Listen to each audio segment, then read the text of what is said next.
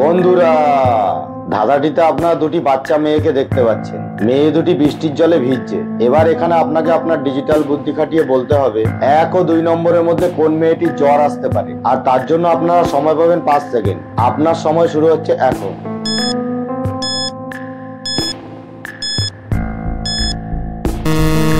আশা করি অনেকেই অনুমান করতে পেরেছেন। যারা অনুমান করতে পেরেছেন তারা কমেন্ট করে জানান। বাকিরা দাদাটিকে শেষ পর্যন্ত দেখুন। আমাদের চ্যানেলটি সাবস্ক্রাইব করে আমাদের সঙ্গে থাকুন। ভালো করে লক্ষ্য করে দেখুন, 1 নম্বর মেয়েটির জ্বর আসতে পারে, কারণ তার পরনে কোনো বর্ষার পোশাক নেই। কিন্তু 2 নম্বর মেয়েটি রেইনকোট পরে রয়েছে। এবার এই কাগজের বাক্সটি থেকে ফুলদানিটি বার করে নিলাম। তারপরে বাক্সগুলি ঘুরতে লাগলো। এখন আপনার কাজ হলো বাক্সগুলির ওপরে নজর রাখা, যেমন এই মেয়েটি রেখেছে।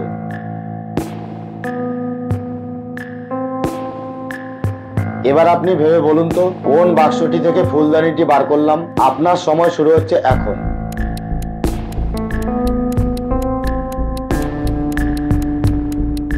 আশা করি অনেকেই বুঝতে পেরে গেছেন। যারা বুঝতে পেরেছেন তারা কমেন্ট করে জানান। বাকিরা ধাঁধাটিকে শেষ পর্যন্ত দেখুন। আমাদের চ্যানেলটি সাবস্ক্রাইব করে আমাদের সঙ্গে থাকুন।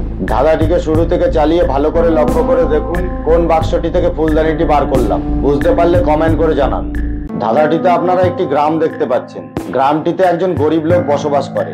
দীর্ঘদিন ধরে তিনি দারিদ্রতায় ভুগছিলেন। তাই তিনি ঠিক করলেন চুরি করবেন বলে। তিনি এক রাতে বেরিয়ে পড়লেন চুরি করবার জন্য।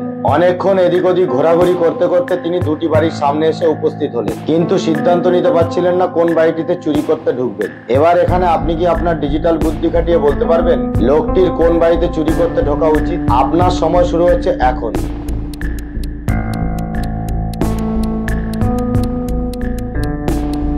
আশা করি অনেকেই অনুমান করতে পেরেছেন। যারা অনুমান করতে পেরেছেন তারা কমেন্ট করে জানান। বাকিরা ধাঁধাটিকে শেষ পর্যন্ত দেখুন। আমাদের চ্যানেলটি সাবস্ক্রাইব করে আমাদের সঙ্গে থাকুন। ভালো করে লক্ষ্য করে দেখুন লোকটির 1 নম্বর বাড়িটিতে চুরি করতে ঢোকা উচিত, কারণ দেখেই বোঝা যাচ্ছে 1 নম্বর বাড়িটি কোনো ধনী লোকের বাড়ি, কিন্তু 2 নম্বর বাড়িটি একটি কুঁড়ে ঘর।